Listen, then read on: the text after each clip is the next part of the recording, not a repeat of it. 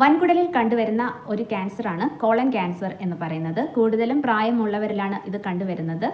ആദ്യകാലങ്ങളിൽ പ്രത്യേകിച്ച് ലക്ഷണങ്ങളൊന്നും കണ്ടുവരണമെന്നില്ല.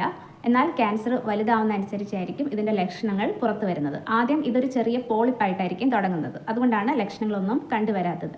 മാത്രമല്ല, എല്ലാ പോളിപ്പും ക്യാൻസർ ആവണം എന്ന് നിർബന്ധമൊന്നുമില്ല.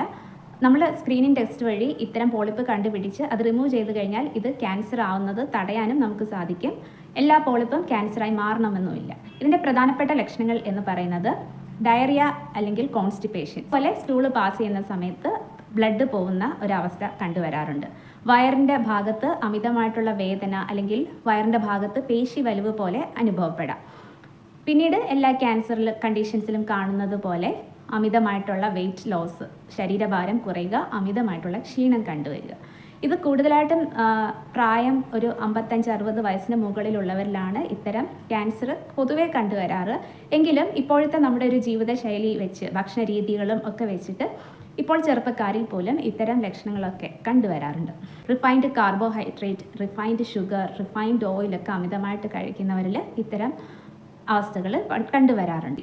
ബ്ലഡ് റിലേഷനിലുള്ള ആർക്കെങ്കിലും ഇത്തരം കണ്ടീഷൻ ഉണ്ടായിരുന്നെങ്കിൽ അത് വരാനുള്ള ചാൻസ് കൂടുതലാണ്. ഫൈബർ കണ്ടൻറ്റ് അടങ്ങിയ ഭക്ഷണങ്ങൾ ഇല്ലാത്തവർക്ക് ഇത്തരം അവസ്ഥ വരാനുള്ള ചാൻസ് കൂടുതലാണ്. മാത്രമല്ല, കൊഴുപ്പ് കൂടിയതും കലോറി കൂടിയതുമായിട്ടുള്ള ഭക്ഷണങ്ങൾ സ്ഥിരമായിട്ട് കഴിച്ചാൽ ഇത്തരം അവസ്ഥകൾ വരാം. IBD അല്ലെങ്കിൽ ഇറിറ്റബിൾ ബവൽ സിൻഡ്രോം, അതായത് അൾസറേറ്റീവ് കൊളൈറ്റിസ്, ക്രോൺസ് ഡിസീസ് പോലുള്ള അവസ്ഥകൾ ഉണ്ടായിരുന്നവർക്ക് വരാനുള്ള ചാൻസ് കൂടുതലാണ്.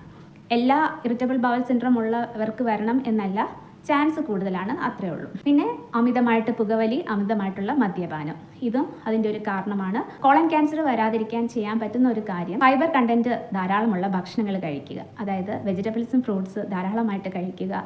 ക്യാബേജ്, ബ്രൊക്കോളി, കോളിഫ്ലവർ, ക്യാരറ്റ്, തക്കാളി ഇവയൊക്കെ ഭക്ഷണത്തിൽ ഉൾപ്പെടുത്തുക. മുഴുധാന്യങ്ങൾ, അതായത് തവിട് കളയാത്ത ഗോതമ്പ്, തവിട് കളയാത്ത അരി, ചോളം ഇവയൊക്കെ ഭക്ഷണത്തിൽ ഉൾപ്പെടുത്താൻ ശ്രമിക്കുക. Refined carbohydrate, refined sugar, refined ഓയിലൊക്കെ ഒരു പരിധിവരെ കൺട്രോൾ ചെയ്യുന്നതാണ് നല്ലത്. അതുപോലെ റെഡ് മീറ്റിൻ്റെ അമിതമായിട്ടുള്ള ഉപയോഗം കോളൻ ക്യാൻസറിന് സാധ്യത കൂടുതലാണ്. റെഡ് മീറ്റിൻ്റെ ഉപയോഗവും ഒരു പരിധിവരെ കൺട്രോൾ ചെയ്യുക.